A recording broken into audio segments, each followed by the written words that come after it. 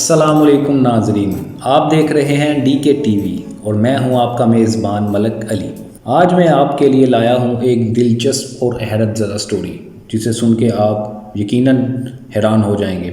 Mobile phone خریدنے کے لیے بھارتی خاوند نے اپنی بیوی کو ہی فروخت کر دیا۔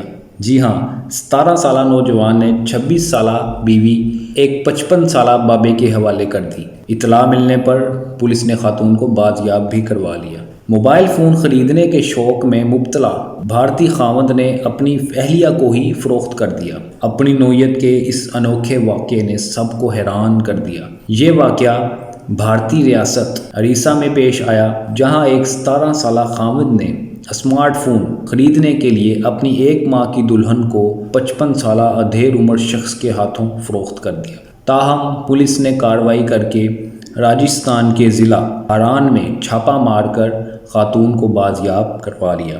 رپورٹ کے مطابق پتہ چلا کہ یہ جوڑا اینٹوں کے بھٹے پر کام کرتا تھا اور خاوند نے 1,80,000 روپے میں اپنی اہلیہ کو بابے کے ہاتھوں فروخت کر دیا۔ رقم ملنے کے بعد خاوند نے ایک اچھا سا کھانا کھایا، اس کے بعد موبائل فون بھی خرید لیا اور لڑکی کے گھر والوں سے جا کر کہا کہ اس کی بیوی اسے چھوڑ کر چلی گئی ہے، مگر لڑکی کے گھر والوں کو یقین نہ آیا اور انہوں نے تھانے میں مقدمہ درج کروا دیا۔ ابتدائی معلومات میں ہی پتہ چل گیا کہ خاوند غلط بیانی کر رہا ہے اور مزید تفتیش کی گئی اور اس تفتیش کے دوران خاوند نے سب کچھ اگل دیا۔